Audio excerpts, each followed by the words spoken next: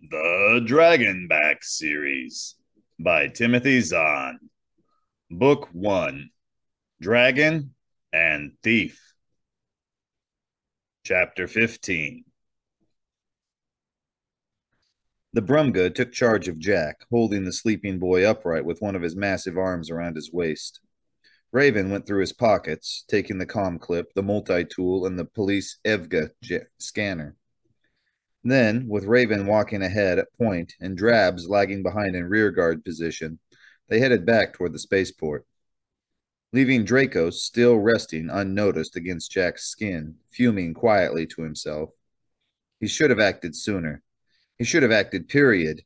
He should have ignored Jack's warning to remain quiet when Raven first appeared on the scene. A leap from the shoulder would have knocked Raven's gun away from Jack's neck, and it would have been the work of half a second to deal with the human. But then Raven's two companions would have opened fire from their concealment. Could he have neutralized both of them as well? Dracos let his claws stretch out of their sheaths against Jack's chest in frustration. Even with the enemy's advantage in numbers and positioning, he felt sure he could have defeated all three of them. Or at least he could have if he had been on his own. But he wasn't on his own. Jack wasn't trained, either in combat or in evasion. If Dracos had made a move, the boy would most likely have been killed. Should he have moved before Raven murdered the Wastwaki citizens then? Should he have leaped out and stopped that from happening? Or should he have done something afterward, perhaps, before they put Jack to sleep? But no, with Raven's arm pressed against Jack's throat, Dracos hadn't been able to see properly, but his hearing hadn't been blocked. Never at any time had all three of the enemy been within range for a quick 1-1-1 attack, and anything else would have been risking Jack's life. Risking it for nothing, too, since it seemed clear that they didn't plan to kill him, at least not right away. Now, of course, it was too late for action of any sort. Jack was fast asleep, drugged by the chemical Raven had injected into his skin. It was one thing to grab the boy in mid-leap and carry him up onto a balcony. It was a different matter entirely to try to run with him balanced across his back. No, for the moment the enemy had the upper hand. Dracos would have to watch and wait and be patient. If they wanted Jack alive, they must also want something from him. That meant they would eventually have to wake him up. Once Jack was again able to move on his own, there would be time to think about escape. The group reached the spaceport and went inside, making their way around the outer area where the tubes connected. Dracos eased an eye just far enough up on Jack's chest to see out the V of his shirt. Eventually, he knew, they would reach a ship. Eventually, they did. It was a rather impressive ship, if Jack's spacecraft was a proper standard to judge by. It was nearly twice as big as the SNA, with an elaborate sleekness about it that implied wealth and social position. Or at least with the Shantine, it would have implied that. He studied the craft as they walked aboard it, noting its shape and design and features as best he could. Someday he might need to identify it. Raven, still in the lead, stopped at the bottom of the gangway and waited for the others to catch up. "All right," he said when they were gathered together. "You know the rendezvous point. We've already lost 2 weeks with the kid's disappearing act. The boss will skin all of us alive if we don't get him there fast." "After all this, he better well cooperate, too," the one named Drabs grunted. "Let the boss worry about that part," Raven told him. "You just concentrate on getting him there in one piece, all right?" "Should we not do a full body search of him first?" the Brumga asked. "What for?" Raven scoffed. "Weapons? Escape gear? Pretty tricky to use something like that when you're sound asleep." In my profession, we do not take unnecessary chances," the Brumga countered stiffly. "In mine, we do what we're told," Raven said, just as stiffly. "You strap him to the bunk, you give him a booster shot every 12 hours, and that's all you do. You don't feed him, you don't bathe him, you don't read him bedtime stories. Do I make myself clear?" "Perfectly," the Brumga rumbled. "You off then?" Drabs asked. Raven nodded.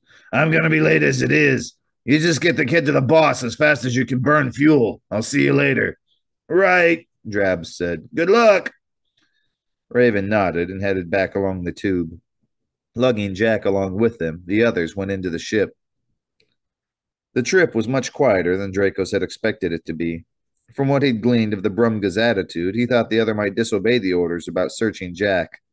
If that had happened, and if he had discovered Dracos, the Kada would have had a difficult decision to make. But no one searched Jack. In fact, except for the injections Drabs gave him twice each day, no one paid any attention to him at all. It was exactly as if they were couriers delivering a package. The trip was also quite boring. More than once, Dracos thought about going off and exploring the ship, particularly during the hours when everyone seemed to be asleep. But there was no way for him to know what kind of monitoring system might be in place to keep watch on the rooms and corridors. The SNA had such a system. Uncle Verge had made a point of bringing that to his attention early on, and it seemed unlikely that people who engaged in casual murder would neglect such basic security.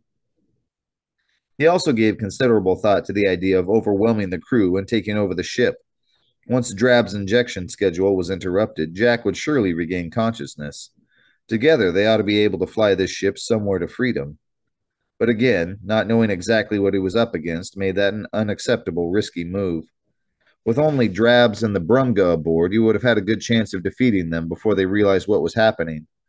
But from the bits of conversation he was able to overhear when Jack's cabin door was open, it was clear that there was a flight crew as well.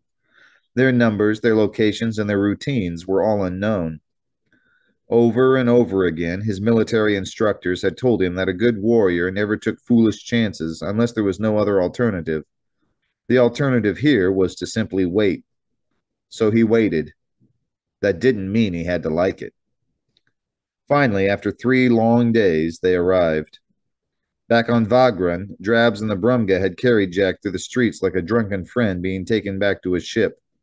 At this end of the trip, they were better prepared with a collapsible stretcher set up just inside the hatch. The Brumga carried Jack there and laid him on it. Then he and Drabs rolled the boy down the gangway to the waiting ground vehicle. The back of the vehicle had no windows, but Dracos managed to get a few glances before the doors closed on them. They were in another spaceport, a much bigger one this time. Bouncing along in the darkness inside the vehicle, he wondered if they had reached their final destination or would be transferring to another spacecraft. The ride was quite short, no more than a few minutes. There was movement outside the vehicle, and then Drabs opened the rear doors, and he and the Brumga rolled Jack's stretcher out onto the ground.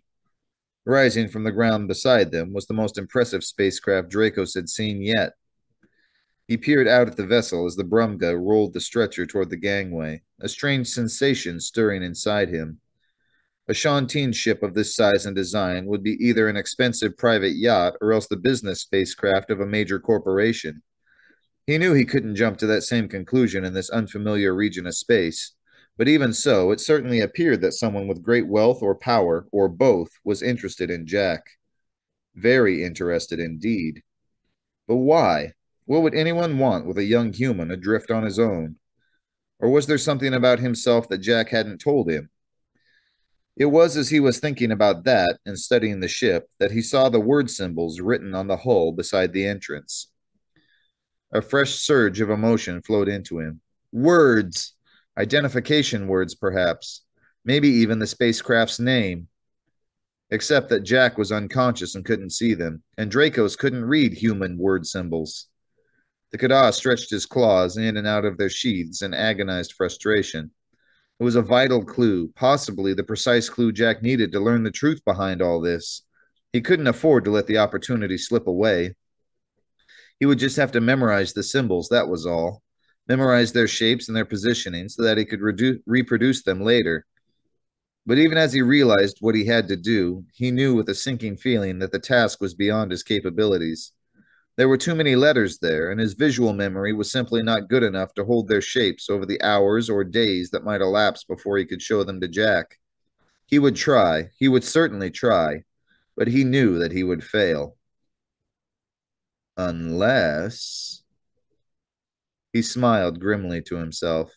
No, he couldn't memorize the letter shapes, but perhaps there was another way, a way that only a poet warrior of the Kada could use.